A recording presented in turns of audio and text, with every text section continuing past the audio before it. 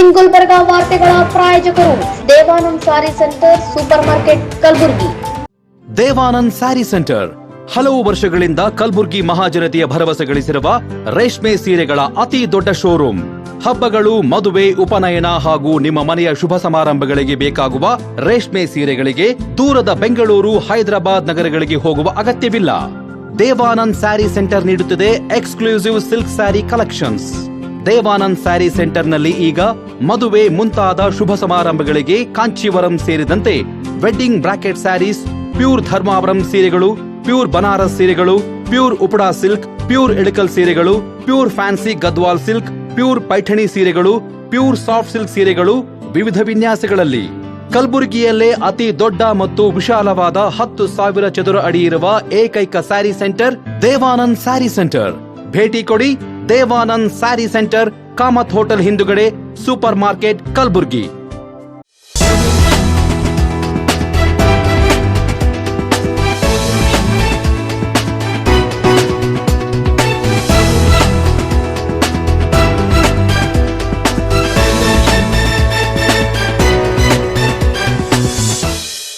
ನಮಸ್ಕಾರ. ಇನ್ ಗುಲ್ಬರ್ಗಾ ವಾರ್ತೆಗಳಿಗೆ ಸ್ವಾಗತ. ಮೊದಲಿಗೆ ಹೆಡ್ಲೈನ್ಸ್. ಕಬ್ಬಿನ ಬಾಕಿ ಬೆಳೆ ವಿಮೆ ವಿಳಂಬ, ಅತಿವೃಷ್ಟಿ ಪರಿಹಾರ ತಾರತಮ್ಯ ವಿರೋಧಿಸಿ ಫೆಬ್ರವರಿ 12ರಂದು ಕಲಬುರಗಿ ಜಿಲ್ಲೆಯಾದ್ಯಂತ ಸಾರ್ವತ್ರಿಕ ಮುಷ್ಕರ. ಮಮಶೆಟ್ಟಿ. ಎಸ್ಸಿ, ಎಸ್ಪಿ, ಟಿಎಸ್ಪಿ ಅನುದಾನ ಗ್ಯಾರಂಟಿ ಯೋಜನೆಗಳಿಗೆ ಬಳಕೆ, ದಲಿತರ ಅಭಿವೃದ್ಧಿಗೆ ಹಿನ್ನಡೆ. ಮರೆಪ್ಪ ಬನ್ನಟ್ಟಿ. ಸಿಎಂ ಪುತ್ರನೇ ಹೈಕಮಾಂಡ್ ತರ ಮಾತಾಡ್ತಿದ್ದಾನೆ. ಸಿದ್ದರಾಮಯ್ಯ ಸರ್ಕಾರದ ವಿರುದ್ಧ ಎಚ್ ವಿಶ್ವನಾಥ್ ಕಿಡಿ. ನಾಳೆ ಹಿಂದೂ ಸಮ್ಮೇಳನ ಶೋಭಾಯಾತ್ರೆ. ಕಲಬುರಗಿಯಲ್ಲಿ ಫೆಬ್ರವರಿ 10 ಮತ್ತು 11ರಂದು ಜೈವಿಕ ವಿಜ್ಞಾನಿಗಳ ರಾಷ್ಟ್ರೀಯ ಸಮ್ಮೇಳನ. ಈಗ ವಾರ್ತೆಗಳ ವಿವರ. ರಾಜ್ಯ ಸರ್ಕಾರದ ರೈತ ವಿರೋಧಿ ನೀತಿಗಳನ್ನು ಖಂಡಿಸಿ ಮತ್ತು ವಿವಿಧ ಬೇಡಿಕೆಗಳನ್ನು ಈಡೇರಿಸುವಂತೆ ಒತ್ತಾಯಿಸಿ ಫೆಬ್ರವರಿ 12ರಂದು ಕಲಬುರಗಿ ಜಿಲ್ಲಾದ್ಯಂತ ಸಾರ್ವತ್ರಿಕ ಮುಷ್ಕರಕ್ಕೆ ಕರೆ ನೀಡಲಾಗಿದೆ ಎಂದು ರೈತ ಮುಖಂಡ ಶರಣಬಸಪ್ಪ ಮಮಶೆಟ್ಟಿ ತಿಳಿಸಿದ್ದಾರೆ. ಜಿಲ್ಲೆಯಲ್ಲಿ ಒಟ್ಟು 45,000 ಹೆಕ್ಟೇರ್ ಪ್ರದೇಶದಲ್ಲಿ ಕಬ್ಬು ಬೆಳೆಯಲಾಗಿದ್ದು, ಲಾಗೋಡಿ ವೆಚ್ಚ ಹೆಚ್ಚಾಗಿ ರೈತರು ತೀವ್ರ ಸಂಕಷ್ಟದಲ್ಲಿದ್ದಾರೆ. ನವೆಂಬರ್ ತಿಂಗಳಲ್ಲಿ ರಾಜ್ಯ ಸರ್ಕಾರ 1 ಟನ್ ಕಬ್ಬಿಗೆ 50 ರೂಪಾಯಿ ಪ್ರೋತ್ಸಾಹಧನ ಘೋಷಿಸಲಿದ್ದರೂ ಇದುವರೆಗೆ ಹಣ ಬಿಡುಗಡೆ ಆಗಿಲ್ಲ. ಈಗಾಗಲೇ ಸುಮಾರು 28,000 ಹೆಕ್ಟೇರ್ ಕಬ್ಬು ನುರಿತರೂ ಸರ್ಕಾರ ತನ್ನ ಘೋಷಿತ ಮಾತನ್ನು ಪಾಲಿಸಿಲ್ಲ ಎಂದು ರೈತರ ಆಕ್ರೋಶ ವ್ಯಕ್ತಪಡಿಸಿದ್ದಾರೆ. ಚಿಂಚೋಳಿ ಸಿದ್ದಶ್ರೀ ಎಥಿನಾಲ್ ಕಂಪನಿಯು ಕಬ್ಬು ಸರಬರಾಜು ಮಾಡಿದ ರೈತರಿಗೆ ಸಂಪೂರ್ಣ ಹಣ ಪಾವತಿಸದೆ ವಿಳಂಬ ಮಾಡುತ್ತಿರುವುದು ರೈತ ವಿರೋಧಿ ಧೋರಣೆಯಾಗಿದೆ. 14 ದಿನದೊಳಗೆ ಪಾವತಿ ಮಾಡಬೇಕಾದ ಹಣಕ್ಕೆ 16% ಬಡ್ಡಿ ಸೇರಿಸಿ ತಕ್ಷಣ ಬಿಡುಗಡೆ ಮಾಡಬೇಕು ಮತ್ತು ಕಾರ್ಖಾನೆ ಆಡಳಿತದ ವಿರುದ್ಧ ಕಾನೂನು ಕ್ರಮ ಜರುಗಿಸಬೇಕು ಎಂದು ಆಗ್ರಹಿಸಲಾಗಿದೆ. ಇದಲ್ಲದೆ ಅತಿವೃಷ್ಟಿಯಿಂದ ಉದ್ದು, ಹೆಸರು, ಸೋಯಾಬೀನ್, ತೊಗರಿ ಹಾಗೂ ಹತ್ತಿ ಬೆಳೆ ಸಂಪೂರ್ಣ ನಾಶವಾಗಿದ್ದು, ಎನ್ಡಿಆರ್ಎಫ್, ಎಸ್ಡಿಆರ್ಎಫ್ ಮಾನದಂಡದಂತೆ ಘೋಷಿಸಲಾದ ಪರಿಹಾರದಲ್ಲಿ ತಾರತಮ್ಯ ಕಂಡುಬಂದಿದೆ. ಎಲ್ಲ ರೈತರಿಗೆ ಸಮಾನ ಪರಿಹಾರ ನೀಡಬೇಕು ಎಂದು ಒತ್ತಾಯಿಸಲಾಗಿದೆ. ಕಲಬುರಗಿ ಜಿಲ್ಲೆಯಲ್ಲಿ 3.1 ಲಕ್ಷ ರೈತರು ಒಟ್ಟು 99 ಕೋಟಿ ಬೆಳೆ ವಿಮೆ ಕಟ್ಟಿದ್ದರೂ ಡಿಸೆಂಬರ್ನಲ್ಲಿಯೇ ಬರಬೇಕಿದ್ದ ಮಧ್ಯಂತರ ಪರಿಹಾರ ಇನ್ನೂ ಬಿಡುಗಡೆಯಾಗಿಲ್ಲ. ರಾಜ್ಯ, ಕೇಂದ್ರ ಸರ್ಕಾರ ಹಾಗೂ ಇಫೋಟೋಕಿಯಾ ವಿಮಾ ಕಂಪನಿಗಳು ತಕ್ಷಣವೇ ಬೆಳೆ ವಿಮೆ ಹಣ ಬಿಡುಗಡೆ ಮಾಡಬೇಕು ಎಂದು ರೈತರು ಆಗ್ರಹಿಸಿದ್ದಾರೆ. ತೊಗರಿಗೆ ಸಮರ್ಪಕ ಬೆಂಬಲ ಬೆಲೆ ಇಲ್ಲದೆ ರೈತರು ಸಂಕಷ್ಟಕ್ಕೆ ಸಿಲುಕಿದ್ದು, ಖರೀದಿ ಕೇಂದ್ರಗಳು ಕೇವಲ ಹೆಸರಿಗೆ ಮಾತ್ರ ಕಾರ್ಯನಿರ್ವಹಿಸುತ್ತಿದೆ. ಎಂಎಸ್ಪಿಗೆ ಕಾನೂನು ಜಾರಿ ಮಾಡಬೇಕು ಹಾಗೂ ಪ್ರೋತ್ಸಾಹಧನ ನೀಡಬೇಕು ಎಂಬುದು ಪ್ರಮುಖ ಬೇಡಿಕೆಯಾಗಿದೆ. ಏಪ್ರಿಲ್ 2025ರಿಂದ ನವೆಂಬರ್ 25ರವರೆಗೆ 17 ರೈತರು ಸಾಲಭಾರ ತಾಳಲಾರದೆ ಆತ್ಮಹತ್ಯೆ ಮಾಡಿಕೊಂಡಿದ್ದು, ಎಲ್ಲ ನಿಜವಾದ ರೈತ ಕುಟುಂಬಗಳಿಗೆ ಯಾವುದೇ ಭೇದ ಭಾವವಿಲ್ಲದೆ ಪರಿಹಾರ ನೀಡಬೇಕು. ಪೊಲೀಸ್ ಪ್ರಕರಣ ಕಾರಣ ನೀಡಿ ಅರ್ಜಿಗಳನ್ನು ತಿರಸ್ಕರಿಸುವುದನ್ನು ಕೈಬಿಡಬೇಕು ಎಂದು ರೈತ ಸಂಘ ಒತ್ತಾಯಿಸಿದೆ. ಈ ಎಲ್ಲ ಬೇಡಿಕೆಗಳನ್ನು ಈಡೇರಿಸುವಂತೆ ಒತ್ತಾಯಿಸಿ ಫೆಬ್ರವರಿ 12ರಂದು ಜಿಲ್ಲಾದ್ಯಂತ ಸಾರ್ವತ್ರಿಕ ಮುಷ್ಕರ ನಡೆಯಲಿದೆ ಎಂದು ರೈತ ಸಂಘಟನೆಗಳ ಮುಖಂಡರು ತಿಳಿಸಿದ್ದಾರೆ. ಕೊಡಬೇಕು ಅಂತೇಳಿ ಮತ್ತೆ ಪರಿಹಾರದಲ್ಲಿ ತಾರತಮ್ಯ ಆಗಿರ್ತಕ್ಕಂಥ ಸರಿಪಡಿಸಿ ಪರಿಹಾರನ ಎಲ್ಲರಿಗೂ ಸಮಾನಾಗಿ ಅವರೇನು ವಾಗ್ದಾನ ಮಾಡಿದ್ರು 2 ಹೆಕ್ಟರ್ ಅಂತಕ್ಕಂಥದ್ದು, ಎನ್ಡಿಆರ್ಎಫ್, ಎಸ್ಡಿಆರ್ಎಫ್ ಅಂತಕ್ಕಂಥದ್ದು ಅದನ್ನು ಕೂಡ ಸರಿಯಾದ ರೀತಿಯಿಂದ ನಿಭಾಯಿಸಲು ಸರ್ಕಾರ ವಿಫಲವಾಗಿದೆ ಅನ್ನುವಂಥ ಮಾತನ್ನು ಕೂಡ ಈ ಸಂದರ್ಭದಲ್ಲಿ ಬಯಸ್ತಿದ್ದೀವಿ. ಹಲವಾರು ಬಾರಿ ಚಳವಳಿಯನ್ನು ಕೂಡ ನಡೆಸಿ ಸರ್ಕಾರದ ಮೂಲಕ ಗಮನ ಸೆಳೆಸ್ತಕ್ಕಂಥ ಪ್ರಯತ್ನವನ್ನು ಕೂಡ ಮಾಡಿದ್ದೀವಿ. ಈ ತೊಗರಿ ಬೆಳೆಗಾರರ ಬಗ್ಗೆ ಕಿಂಚಿತ್ ಕೂಡ ಕಾಳಜಿಯನ್ನ ತೋರಿಸಲಾರದೆ ತೊಗರಿ ಬೆಳೆಗಾರ ವಿರೋಧಿ ಧೋರಣೆಯನ್ನು ತಾಳ್ತಕ್ಕಂಥ ರಾಜ್ಯದಲ್ಲಿರ್ತಕ್ಕಂಥ ಕಾಂಗ್ರೆಸ್ ಸರ್ಕಾರ ಮತ್ತು ಕೇಂದ್ರದಲ್ಲಿರ್ತಕ್ಕಂಥ ಬಿಜೆಪಿ ಸರ್ಕಾರ ಅನ್ನುವಂಥ ಮಾತನ್ನು ಹೇಳಕ್ಕೆ ಬಯಸ್ತೇವೆ. ರಾಜ್ಯ ಸರ್ಕಾರ ಮಾತೆತ್ತಿದ್ರೆ ನಾವು ರೈತರ ಪರವಾಗಿದ್ದೀವಿ, ಅನ್ನದಾತರ ಪರವಾಗಿ ಹೆಚ್ಚೆ ಆಗ್ತಾ ಇದ್ದೀವಿ ಅನ್ನುವಂಥ ಮಾತನ್ನ ಹೇಳಿರುವಂತ ಸರ್ಕಾರ ಇಲ್ಲಿವರೆಗೂ ಕೂಡ ನಯ ಪೈಸಾ ಇನ್ಸೆಂಟಿವ್ ಬಗ್ಗೆ ಎಲ್ಲೂ ಕೂಡ ಚಕಾರ ಎತ್ತಲಾರದೆ ಇರ್ತಕ್ಕಂಥದ್ದು ಇದು ತೊಗರಿ ಬೆಳೆಗಾರರ ಬೆನ್ನಿಗೆ ಚೂರಿ ಹಾಕಿರ್ತಕ್ಕಂಥ ನೀತಿಯನ್ನ ಆಗಿದೆ ಅನ್ನುವಂಥ ಧೋರಣೆ ಆಗಿದೆ ಅನ್ನುವಂಥ ಮಾತನ್ನ ಈ ಸಂದರ್ಭಕ್ಕೆ ನಾನು ಬಯಸ್ತೇನೆ. ಇವತ್ತು ಕಬ್ಬು ಬೆಳೆಗಾರರನ್ನ ಇವತ್ತು ನವೆಂಬರ್ 14ನೇ ತಾರೀಕು ಅನೌನ್ಸ್ ಮಾಡಿದೆ ಸರ್ಕಾರ. ಒಂದು ಟನ್ ಕಬ್ಬಿಗೆ 50 ರೂಪಾಯಿ ಪ್ರೋತ್ಸಾಹನ ಕೊಡ್ತೀನಿ ಅಂತಕ್ಕಂಥ ಮಾತನ್ನ ರಾಜ್ಯ ಸರ್ಕಾರನ ಹೇಳ್ಕೊಂಡಿದೆ. ಆದ್ರೆ ಇಲ್ಲಿವರೆಗೂ ಕೂಡ ಅವ್ರು ಹೇಳ್ಕೊಂಡಿರ್ತಕ್ಕಂಥ ಪ್ರೋತ್ಸಾಹನ ನಯ ಪೈಸಾ ಹಣ ಬಿಡುಗಡೆ ಮಾಡಿಲ್ಲ. ಪ್ರೋತ್ಸಾಹನ ಇವತ್ತು ಕಲಬುರಗಿ ಜಿಲ್ಲೆಯಲ್ಲಿ 50,000 ಹೆಕ್ಟರ್ ಪ್ರದೇಶದಲ್ಲಿ ಈಗ ಆಲ್ರೆಡಿ ಕಬ್ಬನ್ನ ನಾಟಿ ಮಾಡಿರ್ತಕ್ಕಂಥದ್ದು.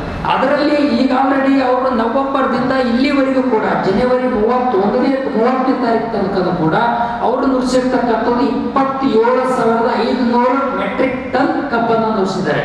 ಇನ್ನೂ ಕೂಡ 27,500 ಹೆಕ್ಟರ್ ಪ್ರದೇಶದಲ್ಲಿ ಕಬ್ಬನ್ನ ಕಟಾವು ಮಾಡಿ ನುಡಿಸಿರ್ತಕ್ಕಂಥದ್ದು. ಇದರಲ್ಲಿ ಅದಕ್ಕೆ ಸಂಬಂಧಪಟ್ಟಾಗ ಎಷ್ಟು ಮೆಟ್ರಿಕ್ ಟನ್ ಮತ್ತು ಎಷ್ಟು ರೈತರ ಕಬ್ಬನ್ನ ನುಡಿಸಿದರೆ ಅಂತಕ್ಕಂಥ ಒಂದು ಡಾಟಾನು ಕೂಡ ಆಲ್ರೆಡಿ ನಿಮ್ಮ ಬಹುತೇಕ ಸಂಗಾತಿಗಳನ್ನ ಡಾಟಾನ ಹಾಕಿದ್ದೀನಿ ಅಂತಕ್ಕಂಥ ಮಾತನ್ನ ಹೇಳಿ ಬಯಸ್ತೇನೆ. ಯಾಕೆ ಪ್ರಿಂಟ್ಔಟ್ ಅನ್ನ ಬರೋದು ಲೇಟ್ ಆಗ್ಬೋದು ಅನ್ನೋ ಕಾರಣಕ್ಕೆ ನೀವು ವಾಟ್ಸಪ್ ಸೇರನ್ನ ಮಾಡಿದ್ದೀನಿ. ಹೇಳಿ ಒಂದು KPR ಉಗಾರ್ ಶುಗರ್ಸ್ ಮತ್ತು KPR ಚಿನ್ನಂಗೇರಿದು ಮತ್ತು ಉಗಾರ್ ಶುಗರ್ಸ್ ನಾಗರಹಳ್ಳಿ ಮತ್ತು ರೇಣುಕಾ ಶುಗರ್ಸ್ ಮತ್ತು ಅದೇ ರೀತಿಯಾಗಿ NSL ಬೂಸ್ನೂರು ಸಕ್ಕರೆ 4 ಸಕ್ಕರೆ ಕಾರ್ಖಾನೆಗಳು ಮಾತ್ರ ಡಿಟೇಲ್ ಆಗಿ ಅದನ್ನ ಎಷ್ಟು ನುಡಿಸಿದಾರೆ, ಎಷ್ಟು ಹೆಕ್ಟರ್ ಅಂತಕ್ಕಂಥದ್ದನ್ನ ಮತ್ತೆ ಎಷ್ಟು ಅಮೌಂಟ್ ಅನ್ನ ರಿಲೀಸ್ ಮಾಡಿದ್ರೆ ಇನ್ನು ಎಷ್ಟು ಬಾಕಿ ಉಳಿವಿಟ್ಟುಕೊಂಡಿದ್ದಾರೆ ಅಂತಕ್ಕಂಥ ಡಾಟಾನ ಹಾಕಿದ್ದೀನಿ. ಸಿದ್ಧಶ್ರೀ ಎಥನಾಲ್ ಫ್ಯಾಕ್ಟರಿ ಮಾತ್ರ ಅದನ್ನ ಡಾಟಾನ ಇನ್ನೂ ತನಕ ಸಿಕ್ಕಿಲ್ಲ ಅಂತಕ್ಕಂಥದ್ದನ್ನ ಅದನ್ನ ಬಂದ ತಕ್ಷಣ ಅದನ್ನು ತಗೊಂಡು ಅದನ್ನು ಕೂಡ ನಿಮಗೆ ಸೇರನ್ನ ಮಾಡ್ತೀನಿ ಅನ್ನುವಂಥ ಮಾತನ್ನ ಹೇಳ್ತೀನಿ. ಪರಿಶಿಷ್ಟ ಜಾತಿ ಹಾಗೂ ಪರಿಶಿಷ್ಟ ಪಂಗಡಗಳಿಗೆ ಮೀಸಲಾದ SC SC TSP ಅನುದಾನವನ್ನು ಸರ್ಕಾರದ ಗ್ಯಾರಂಟಿ ಯೋಜನೆಗಳಿಗೆ ಬಳಸುತ್ತಿರುವುದರಿಂದ ದಲಿತರ ಅಭಿವೃದ್ಧಿ ಸಂಪೂರ್ಣವಾಗಿ ಕುಂಠಿತಗೊಂಡಿದೆ ಎಂದು ದಲಿತ ಸಂಘರ್ಷ ಸಮಿತಿ ಪದಾಧಿಕಾರಿಗಳು ಆರೋಪಿಸಿದ್ದಾರೆ. ನಗರದ ಪತ್ರಿಕಾ ಭವನದಲ್ಲಿ ನಡೆದ ಸುದ್ದಿಗೋಷ್ಠಿಯಲ್ಲಿ ಮಾತನಾಡಿ ಅವರು 2014ರಿಂದ 2025ರವರೆಗೆ ಸುಮಾರು 70,000 ಕೋಟಿ SC SC TSP ಅನುದಾನವನ್ನು ಇತರ ಯೋಜನೆಗಳಿಗೆ ಬಳಕೆ ಮಾಡಲಾಗಿದೆ ಎಂದು ಹೇಳಲಾಗಿದೆ. ಗಂಗಾ ಕಲ್ಯಾಣ, ಭೂ ಒಡೆತನ, ವಿದ್ಯಾರ್ಥಿ ಸ್ಕಾಲರ್ಶಿಪ್, ನಿರುದ್ಯೋಗಿ ಯುವಕರು, ಸ್ವಯಂ ಉದ್ಯೋಗ, ದಲಿತ ಉದ್ಯಮಿಗಳಿಗೆ ಸಹಾಯಧನ ಸೇರಿದಂತೆ ಹಲವು ಪ್ರಮುಖ ಯೋಜನೆಗಳಿಗೆ ಅನುದಾನವೇ ಇಲ್ಲದ ಸ್ಥಿತಿ ನಿರ್ಮಾಣವಾಗಿದೆ. SC SC TSP ಕಾಯ್ದೆಯ ಕಲಂ 7C ಹಾಗೂ 7D ಮುಖಾಂತರ ದಲಿತರ ಹಣವನ್ನು ಗ್ಯಾರಂಟಿ ಯೋಜನೆಗಳಿಗೆ ಬಳಸಲಾಗುತ್ತಿದೆ ಎಂದು ದಲಿತ ಸಂಘಟನೆಗಳು ಆರೋಪಿಸಿವೆ.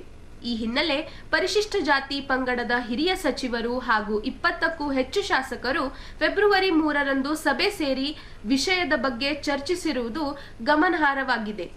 ಮುಂದಿನ 2026 ಮತ್ತು 27ರ ಬಜೆಟ್ನಲ್ಲಿ SC SC ಮತ್ತು TSP ಯೋಜನೆಗಳಿಗೆ ಕನಿಷ್ಠ ರೂಪಾಯಿ 50,000 ಕೋಟಿ ಅನುದಾನವನ್ನು ನಿಗದಿಪಡಿಸಿ ಗ್ಯಾರಂಟಿ ಯೋಜನೆಗಳಿಗೆ ಬಳಸಿದ ಹಣವನ್ನು ಸರಿದೂಗಿಸಬೇಕು ಹಾಗೂ ಮುಂದಿನ ದಿನಗಳಲ್ಲಿ ದಲಿತರ ಹಣವನ್ನು ಬೇರೆ ಯೋಜನೆಗಳಿಗೆ ಬಳಸಬಾರದೆಂದು ಕಾಯ್ದೆಗೆ ತಿದ್ದುಪಡಿ ತರಬೇಕೆಂದು ಒತ್ತಾಯಿಸಲಾಗಿದೆ. ನಾವು ಅನೇಕ ಬಾರಿ ಸರ್ಕಾರಕ್ಕೆ ಎಚ್ಚರಿಕೆಯನ್ನು ಕೊಟ್ಟಿದ್ದೇವೆ. ಆದರೆ ಸರ್ಕಾರ ನಮ್ಮ ಎಚ್ಚರಿಕೆಯನ್ನು ಗಂಭೀರವಾಗಿ ಪರಿಗಣಿಸದೆ ನಿರಂತರವಾಗಿ ಹಣವನ್ನು ಕೊಳ್ಳೆ ಹೊಡಿತಕ್ಕಂಥ ಕೆಲಸ ಮಾಡ್ತಿತ್ತು.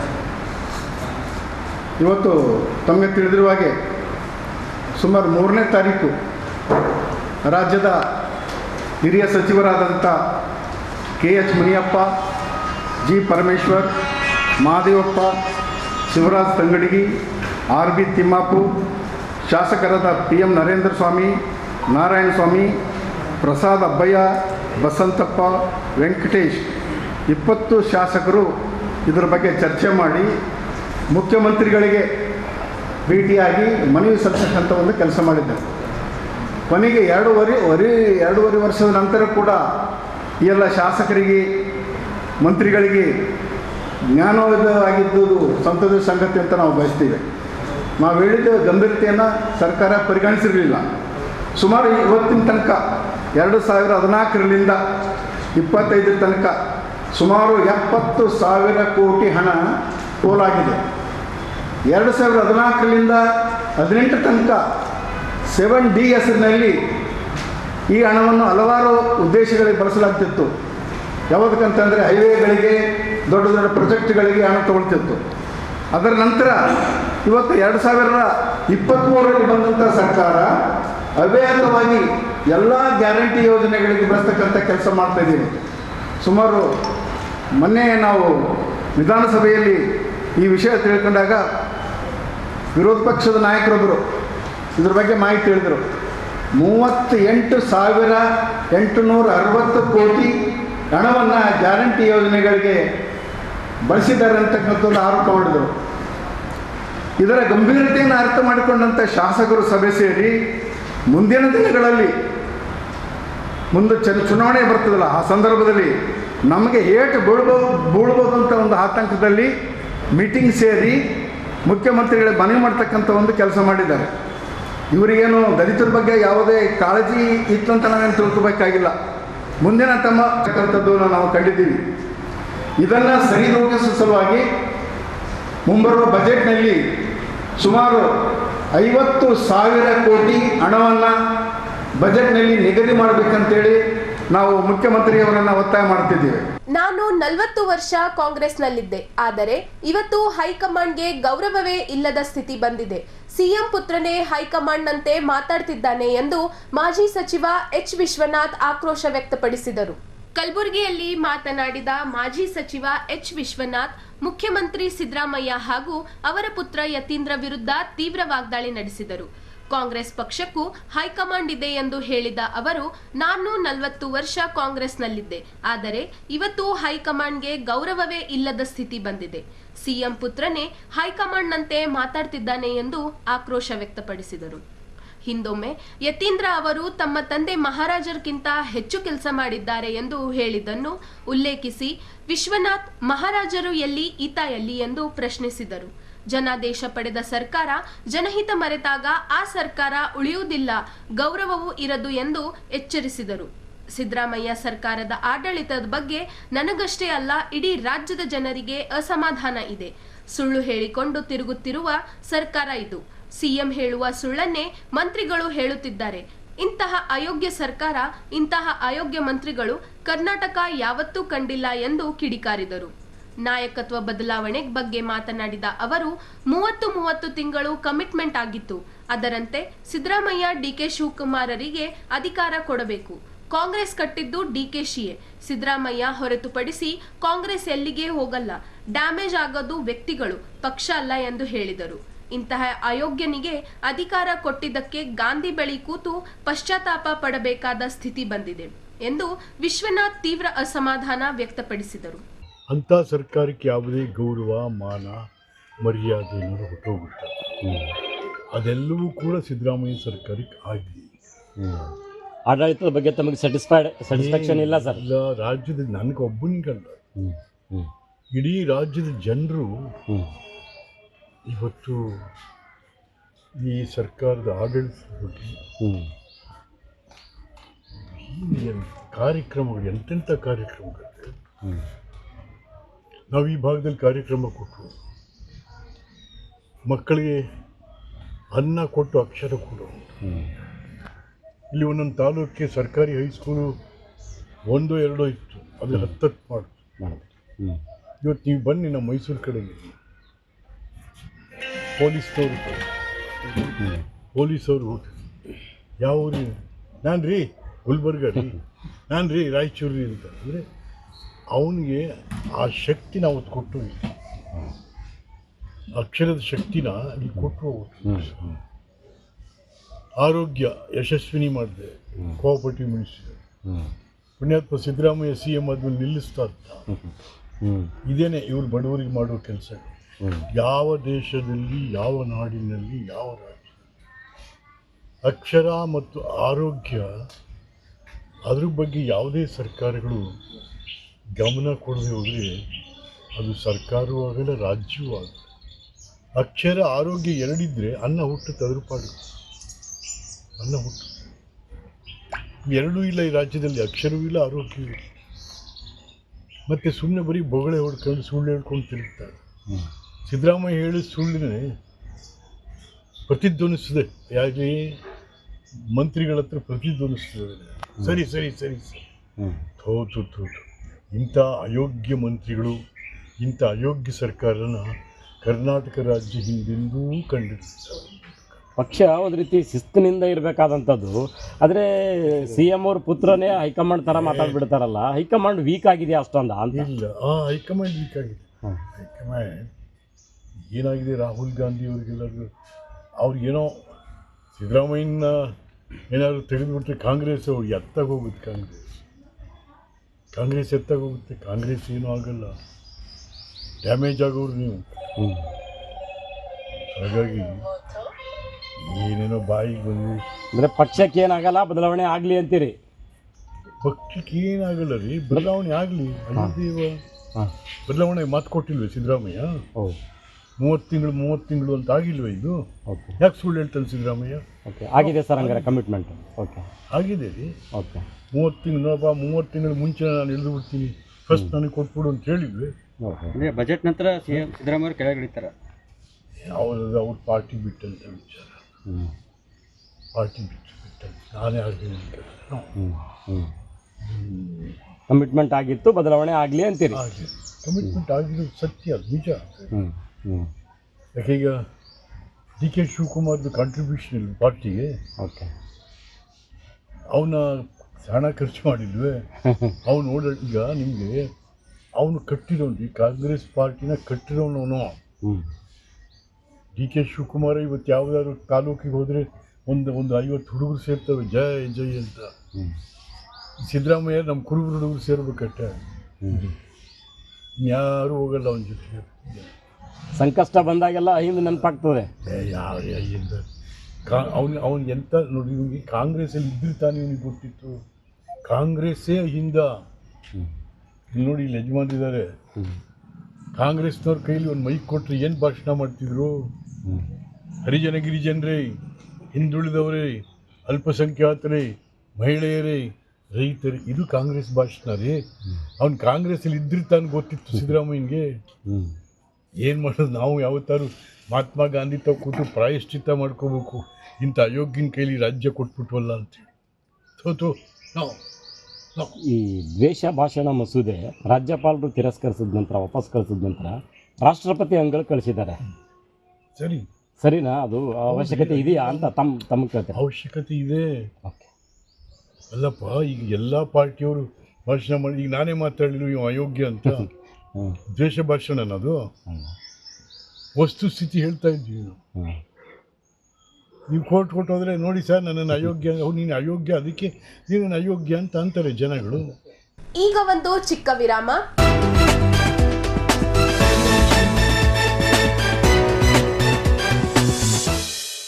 ದೇವಾನಂದ್ ಸ್ಯಾರಿ ಸೆಂಟರ್ ಹಲವು ವರ್ಷಗಳಿಂದ ಕಲಬುರ್ಗಿ ಮಹಾಜನತೆಯ ಭರವಸೆ ಗಳಿಸಿರುವ ರೇಷ್ಮೆ ಸೀರೆಗಳ ಅತಿ ದೊಡ್ಡ ಶೋರೂಮ್.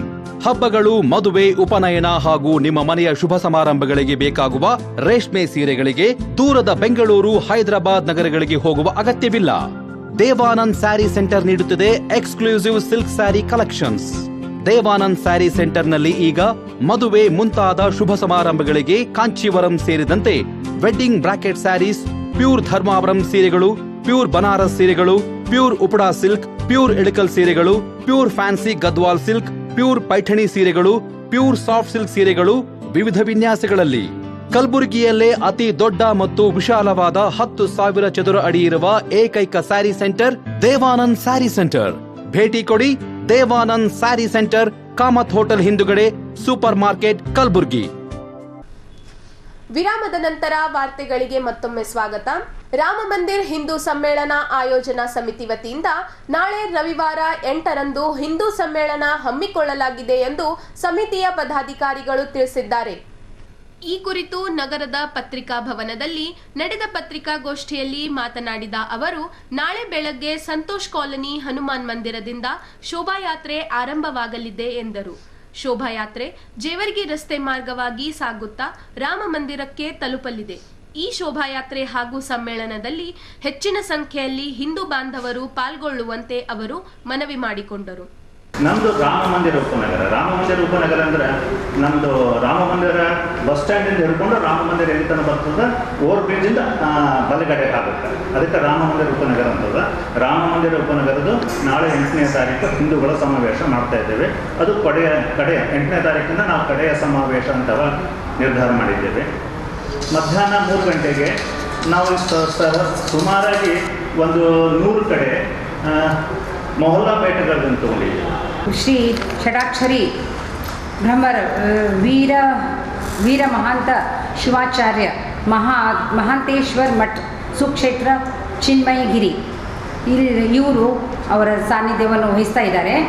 ಆಮೇಲೆ ಮುಖ್ಯ ವಕ್ತಾರರಾಗಿ ಶಿವಲಿಂಗ ಕುಂಬಾರ್, ಪ್ರಾಂತ ಸಂಯೋಜಕರು ಸಾಮಾಜಿಕ ಸಾಮರಸ್ಯ ವೇದಿಕೆ ಅವರು ಇದ್ದಾರೆ. ಆಮೇಲೆ ಮಹಿಳೆಯ ಮುಖ್ಯ ಸಹ ವಕ್ತಾರರಾಗಿ ಶ್ರೀಮತಿ ಸುಮಂಗಲಾ ಚಕ್ರವರ್ತಿ ಅವರು ವಹಿಸ್ಕೊಳ್ತಾ ಇದ್ದಾರೆ. ಈಗ ನಮ್ಮ ಭವ್ಯ ಮೆರವಣಿಗೆಯು ಸಂತೋಷ್ ಕಾಲೋನಿಯ ಹನುಮಾನ್ ಮಂದಿರದಿಂದ ಪ್ರಾರಂಭವಾಗಿ ಕರೆಕ್ಟ್ 3:30ಕ್ಕೆ ಪ್ರಾರಂಭ ಆಗ್ತದೆ. ದಿಂದ 5:15ವರೆಗೆ ರಾಮ ಮಂದಿರವರೆಗೆ ತಲುಪಬೇಕು ಅಂತ ನಿಶ್ಚಯಿಸಲಾಗಿದೆ. 5:15ಯಿಂದ ಹಿಡ್ಕೊಂಡು 8:30ವರೆಗೆ ನಮ್ಮ ರಾಮ ಮಂದಿರದಲ್ಲಿ ಇವೆಲ್ಲ ಕಾರ್ಯಕ್ರಮವನ್ನು ಮುಗಿಸ್ಕೊಂಡು ಅಲ್ಲಿ ಒಂದು ಮಹಾಪ್ರಸಾದ 1000 ಜನರ ಒಂದು ಲೆಕ್ಕದಿಂದ ನಾವು ಇದು ಮಾಡ್ತೀವಿ. 1000 ಜನ ಬರ್ಬೋದು.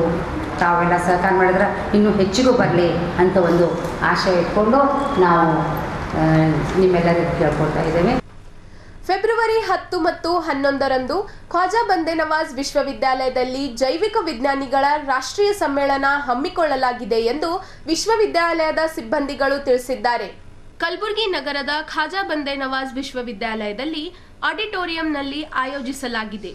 ಈ ಸಮ್ಮೇಳನವನ್ನು ಬಿಬಿ ರಾಜಾ ಮಹಿಳಾ ಪದವಿ ಕಾಲೇಜ್ ಹಾಗೂ ಖ್ವಾಜಾ ಬಂದೆ ನವಾಜ್ ವಿಶ್ವವಿದ್ಯಾಲಯದ ಸಸ್ಯಶಾಸ್ತ್ರ ವಿಭಾಗಗಳು ಸಂಯುಕ್ತವಾಗಿ ಆಯೋಜಿಸಿದ್ದು, ಕರ್ನಾಟಕ ವಿಜ್ಞಾನ ಮತ್ತು ತಂತ್ರಜ್ಞಾನ ಅಕಾಡೆಮಿ ಬೆಂಗಳೂರು ಇವರ ಸಹಯೋಗದಲ್ಲಿ ನಡೆಯಲಿದೆ. ಈ ಸಮ್ಮೇಳನದಲ್ಲಿ ದೇಶದ ವಿವಿಧ ಭಾಗಗಳಿಂದ ವಿಜ್ಞಾನಿಗಳು, ಸಂಶೋಧಕರು, ಅಧ್ಯಾಪಕರು, ವಿದ್ಯಾರ್ಥಿಗಳು ಹಾಗೂ ಕೈಗಾರಿಕಾ ತಜ್ಞರು ಭಾಗವಹಿಸಿ ಜೈವಿಕ ವಿಜ್ಞಾನಿಗಳ ಇತ್ತೀಚಿನ ಸಂಶೋಧನೆ, ನವೀನತೆ ಮತ್ತು ಸ್ಥಿರತೆಯ ಕುರಿತು ವಿಚಾರಗಳನ್ನು ಚರ್ಚಿಸಲಿದ್ದಾರೆ. ಮುಖ್ಯ ಭಾಷಣಗಳು, ಆಹ್ವಾನಿತ ಉಪನ್ಯಾಸಗಳು, ಮೌಖಿಕ ಹಾಗೂ ಪೋಸ್ಟರ್ ಪ್ರಸ್ತುತಿಗಳನ್ನು ಕಾರ್ಯಕ್ರಮದ ಭಾಗವಾಗಿದ್ದು, ಯುವ ಸಂಶೋಧಕರು ಮತ್ತು ಮಹಿಳಾ ವಿಜ್ಞಾನಿಗಳಿಗೆ ವಿಶೇಷ ಉತ್ತೇಜನ ನೀಡಲಾಗಿದೆ. ಫೆಬ್ರವರಿ 10ರಂದು ಬೆಳಗ್ಗೆ 10 ಗಂಟೆಗೆ ಉದ್ಘಾಟನಾ ಸಮಾರಂಭ ನಡೆಯಲಿದ್ದು, ಖ್ವಾಜಾ ಬಂದೆ ನವಾಜ್ ವಿಶ್ವವಿದ್ಯಾಲಯದ ಕುಲಪತಿ his holiness Janab doctor Syed Mohammed Ali Al Hussaini Sahab ಅವರ ಮುಖ್ಯ ಪೋಷಕತ್ವದಲ್ಲಿ ಸಮ್ಮೇಳನಕ್ಕೆ ಚಾಲನೆ ದೊರೆಯಲಿದೆ. ಸಮಾರೋಪ ಸಮಾರಂಭವು ಫೆಬ್ರವರಿ 11ರಂದು ಸಂಜೆ 4 ಗಂಟೆಗೆ ನಡೆಯಲಿದೆ. ಈ ಸಮ್ಮೇಳನವು ಕಲಬುರಗಿಯಲ್ಲಿ ಜೈವಿಕ ವಿಜ್ಞಾನಿಗಳ ಉನ್ನತ ಶಿಕ್ಷಣ ಮತ್ತು ಸಂಶೋಧನೆಯ ಪ್ರಮುಖ ಕೇಂದ್ರವಾಗಿ ರೂಪಿಸುವ ಗುರಿಯನ್ನು ಹೊಂದಿದೆ ಎಂದರು. UGPT ವಿದ್ಯಾರ್ಥಿಗಳಿಗೆ 6 ಪ್ರಶಸ್ತಿಗಳು, ಸಂಶೋಧನಾ ವಿದ್ಯಾರ್ಥಿಗಳಿಗೆ 6 ಪ್ರಶಸ್ತಿಗಳು ಮತ್ತು ಅಧ್ಯಾಪಕರಿಗೂ ಕೂಡ 6 ಪ್ರಶಸ್ತಿಗಳು ಇಲ್ಲಿ ಇಟ್ಕೊಂಡಿದ್ದೇವೆ. ಈ 10ನೇ ತಾರೀಕು ಅಂದರೆ ಮೊದಲನೇ ದಿವಸ ಉದ್ಘಾಟನಾ ಸಮಾರಂಭದಲ್ಲಿ ವಿಜ್ಞಾನ ನೀತಿ, ಸಾರ್ವಜನಿಕ ಆಡಳಿತ, ಶೈಕ್ಷಣಿಕ ನಾಯಕತ್ವ ಮತ್ತು ಸಾರ್ವಜನಿಕ ಸೇವೆ ಎನ್ನುವ ಪ್ರತಿನಿಧಿಗಳು, ಗುಣಮುಖ್ಯ ಅತಿಥಿಗಳು ಉಪಸ್ಥಿತರಿದ್ದಾರೆ. ಸೊ ಈ ಸಮ್ಮೇಳನದ ಅಂತಾರಾಷ್ಟ್ರೀಯ ಮತ್ತು ಸಾಮಾಜಿಕ ಮಹತ್ವವನ್ನು ಪ್ರಾರಂಭಿಸುತ್ತದೆ. ಜನಾಬ್ ಡಾಕ್ಟರ್ ಸೈಯದ್ ಮುಸ್ತಫಾ ಅಲಿ ಅಲ್ ಹುಸೈನ್ ಸಹ ಗೌರವಾನ್ವಿತ ಕ್ಯಾಂಪಸ್ ನಿರ್ದೇಶಕ ಹಾಗೂ ಖ್ವಾಜಾ ಬಂದೆ ನವಾಜ್ ವಿಶ್ವವಿದ್ಯಾಲಯ ಅವರು ಮತ್ತು ಪ್ರೊಫೆಸರ್ ಅಲಿ ರಜಾ ಮುಸ್ಲಿ ನಮ್ಮ ಕುಲಸಚಿವರು ಖ್ವಾಜಾ ಬಂದೆ ನವಾಜ್ ಯೂನಿವರ್ಸಿಟಿ ಅವರು ಉದ್ಘಾಟಿಸಿದ್ದಾರೆ. ಸೊ ತದನಂತರ ಶ್ರೀಮತಿ ಖಲೀಸ್ ಫಾತಿಮಾ ಗೌರವಾನ್ವಿತ ವಿಧಾನಸಭಾ ಸದಸ್ಯರು ಗುಲ್ಬರ್ಗಾ ಉತ್ತರ ಕ್ಷೇತ್ರ ಅವರು ಉದ್ಘಾಟನಾ ಸಮಾರಂಭದಲ್ಲಿ ಮುಖ್ಯ ಅತಿಥಿಯಾಗಿ ಶೋಭೆಯಾಗಿದ್ದಾರೆ. ಶ್ರೀ ಶಶಿಲ್ ಗಂಗಾಧರ ನಮೋಶಿ ಗೌರವಾನ್ವಿತ ಕರ್ನಾಟಕ ವಿಧಾನ ಪರಿಷತ್ ಸದಸ್ಯರು ಅವರು ಸಹ ಮುಖ್ಯ ಅತಿಥಿಯಾಗಿ ಭಾಗವಹಿಸುತ್ತಾರೆ. ಶ್ರೀ ಬಿನ್ನಿ ಕರಾಕಯಾಸ್ ಕಾರ್ಯದರ್ಶಿ ಪ್ರಾಥಮಿಕ ಮತ್ತು ಪ್ರೌಢಶಿಕ್ಷಣ ಕಾವ್ಯ ಎಜುಕೇಷನ್ ಸೊಸೈಟಿ ಅವರ ಮುಖ್ಯ ಅತಿಥಿಗಳು ಉಪಸ್ಥಿತಿದ್ದಾರೆ. ಸೊ ಸಮಾರೋಪ ಸಮಾರಂಭದಲ್ಲಿ ಗೌರವಾನ್ವಿತ ಪ್ರೊಫೆಸರ್ ಸೈಯದ್ ಅಶ್ಫಾಕ್ ಅಹಮದ್ ಪ್ರೊಫೆಸರ್ ಹಾಗೂ ಉಪಕುಲಪತಿ ರಾಜಮಂಡ್ರಿ ಯೂನಿವರ್ಸಿಟಿ ಕಲಬುರಗಿ ಅವರು ಸಮಾರೋಪ ಸಮಾರಂಭದ ಮುಖ್ಯ ಅತಿಥಿಯಾಗಿರುತ್ತಾರೆ. ಪ್ರೊಫೆಸರ್ ರಮೇಶ್ ಲಾಂಡೋಲ್ಕರ್ ಕುಲಸಚಿವರು ಗುಲ್ಬರ್ಗ ವಿಶ್ವವಿದ್ಯಾಲಯ ಕಲಬುರಗಿ ಅವರು ಮುಖ್ಯ ಅತಿಥಿಯಾಗಿ ಭಾಗವಹಿಸಿದ್ದಾರೆ. ಶ್ರೀ ಮೀರ್ ವಿಲಾಯತ್ ಅಲಿ ಕುಲಸಚಿವರು ರಾಜಮಂಡ್ರಿ ವಿಶ್ವವಿದ್ಯಾಲಯ ಕಲಬುರಗಿ ಅವರು ಸಹ ಸಮಾರೋಪ ಸಮಾರಂಭದಲ್ಲಿ ಶೋಭೆಯನ್ನು ಕೊಡುತ್ತಾರೆ. 2 ದಿವಸ ಸಮ್ಮೇಳನದಲ್ಲಿ ವಿದ್ಯಾರ್ಥಿಗಳು ಸಾಮಾನ್ಯವಾಗಿ ವಿದ್ಯಾರ್ಥಿಗಳಿಗೆ ಈ ವೇದಿಕೆ ಸಿಗುವುದಿಲ್ಲ ಸಾಮಾನ್ಯವಾಗಿ ಬೇರೆ ಒಂದು ರಾಷ್ಟ್ರಮಟ್ಟ ಸಮಾರಂಭದಲ್ಲಿ. ಸೊ ಈ ಸಮ್ಮೇಳನದಲ್ಲಿ ನಾವು UG ಮತ್ತು PG ವಿದ್ಯಾರ್ಥಿಗಳಿಗೆ ಒಳಗೊಂಡಿದ್ದು ಅವರಿಗೆ ಕೂಡ ಈ ಮೌಖಿಕ ಮತ್ತು ಪೋಸ್ಟ್ ಪ್ರೆಸೆಂಟೇಷನ್ನ ಮಾಡಿಸಿ ಅವರಿಗೂ ಕೂಡ ಪ್ರಶಸ್ತಿಗಳನ್ನು ಕೊಡಬೇಕು ಅಂತೇಳಿ ನಾವು ಎಲ್ಲ ಚರ್ಚೆ ಮಾಡಿ ಈಗ ವಾರ್ತಾ ಪ್ರಸಾರ ಮುಕ್ತಾಯ. ಮುಂದಿನ ಸಂಚಿಕೆಯಲ್ಲಿ ಭೇಟಿಯಾಗೋಣ. ನಮಸ್ಕಾರ.